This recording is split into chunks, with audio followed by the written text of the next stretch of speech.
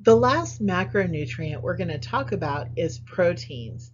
Now, proteins, our body uses these proteins. It breaks down proteins to make muscle or other specialized molecules, such as the enzymes that we just talked about with the carbs, or antibodies, which are going to help protect us, help our immune system. If you have an excess of proteins, just like anything else, our body is going to store those. They can be used for energy or it can be stored as fat. So let's look to see if we can figure out what a protein looks like. Do you know what foods are high in protein? Think about that for a sec. Proteins are a type of a polymer. So that term polymer, poly means many, mer means units or parts. So this is a bunch of amino acids that have been put together. Now there's 20 different amino acids that we tend to use. And each of these amino acids are a little bit different, but they all will contain nitrogen. So let's go up to the top right and look at this. So here's our general structure of an amino acid. We have our carbon. This R down here that's in blue, that's a side group. And this is what's going to be different for every different type of amino acid. So some of them will just be a hydrogen. You could put a benzene ring. You could put a group of carbons. You could put sulfurs in there. There's 20 different possibilities of what that R might be. Now, going back to our main carbon, we have it attached to an amino group. That's what's called an amino acid. Amino just means that we have a nitrogen.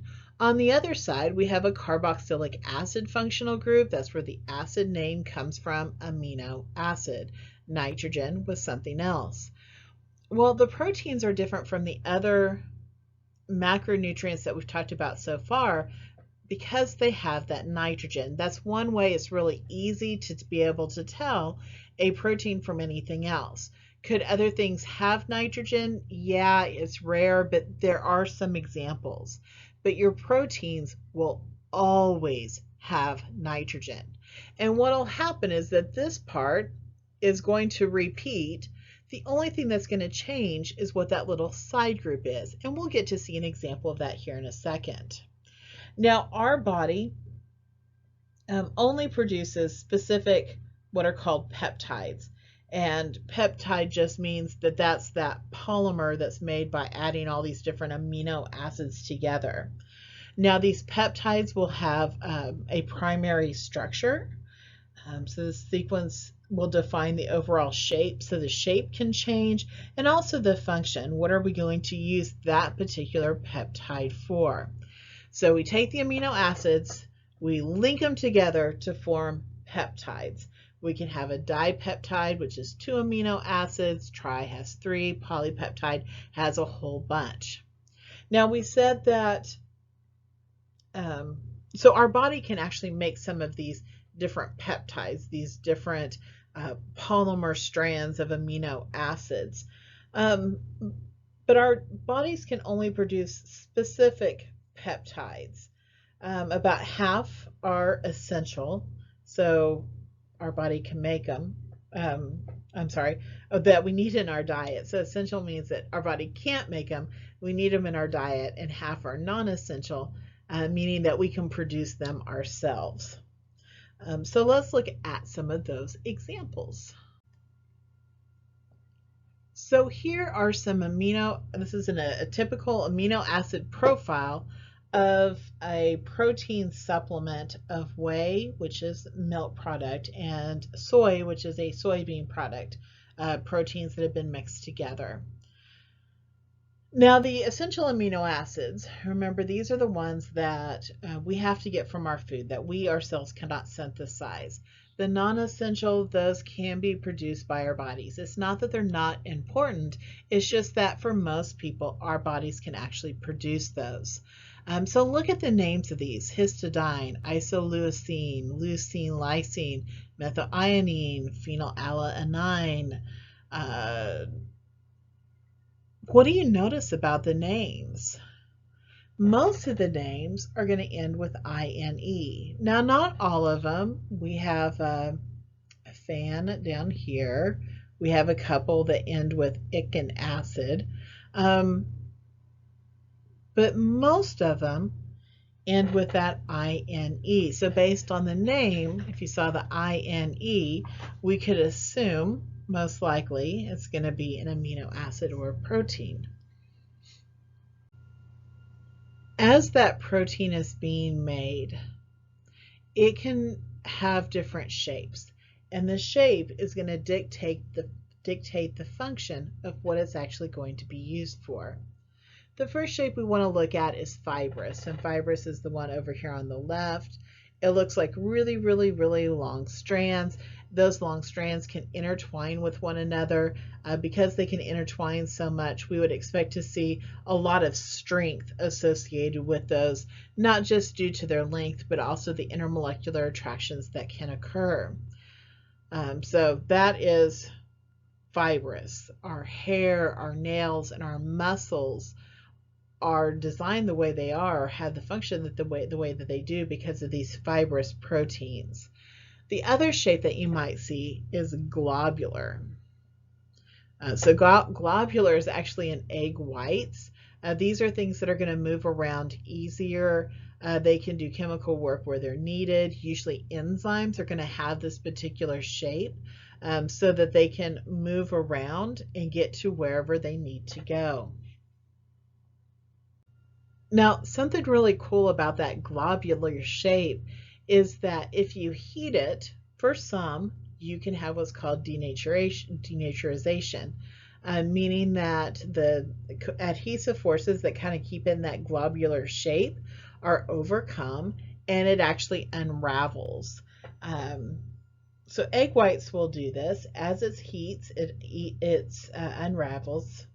A denaturization takes place, and it allows the shape to occur more like the fibrous, and so it'll actually change some of the functions that occur.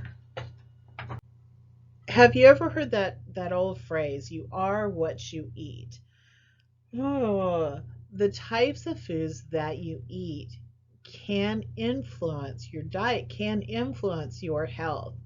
So proteins are the same way, just like we were looking at the carbs with the high glycemic and low glycemic. With proteins, we can talk about high quality or incomplete. So these is going to relate to the amount of nitrogen that's available to your body. You have what's called a nitrogen balance. This is balance between the nitrogen consumed in the food and the nitrogen that's excreted, mostly through the urine. And most people get plenty of protein in a regular diet without supplements. Most people don't need to have protein shakes, although they are extremely, extremely popular right now. I say most. We'll say most. Now, it's not just the quantity that matters, also the quality has a huge impact. Now, we can't store these proteins very well. So daily diet is really important. Now we have what are called high quality foods, high quality proteins.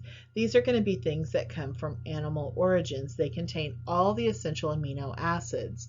So remember, our body can't produce all of the amino acids. We have to intake part of them in our diet. That's where this animal origin foods come from. Now, that doesn't mean that if you're a vegetarian, you don't get all the amino acids. You just have to be a little more careful. Vegetarian foods are considered to be incomplete. That's all plant-based except for soy. Soy actually contains adequate amounts of all those essential amino acids, but all of your other plant-based foods are missing one or more essential amino acids. So again, it doesn't mean that they're bad, you just have to eat a variety.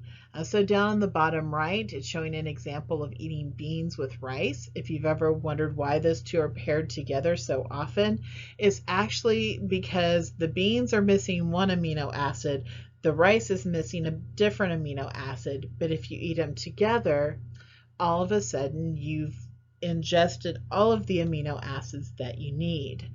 So just be sure to eat a variety of foods. Now, if you don't eat enough protein, that's bad also.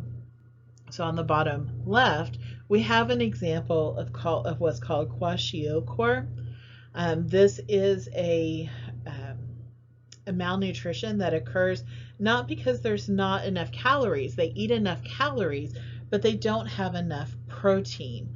You'll see edema or swelling and enlarged liver. A lot of times this will occur in Ghana or some third world countries where they don't have that wide variety of foods. Now in Ghana, this is actually called the sickness baby gets when new baby comes. Okay, think of that for just a minute. The sickness baby gets when new baby comes. If a woman has a child and then she has another baby, well, what difference does it make? Well, usually once that second baby comes, you wean the first baby off of the breast milk. And breast milk is, well, it's of animal origin if you want to think of it that way. And they put them on solid food. But if they don't have those animal products, if they don't have a really a nice variety, then we could have a problem. In some of these third world countries, they're eating a lot of carbs in their diet. They don't have a lot of protein. And so that older child will end up getting sick. Again, not because they're not eating enough calories, it's because they don't have enough protein.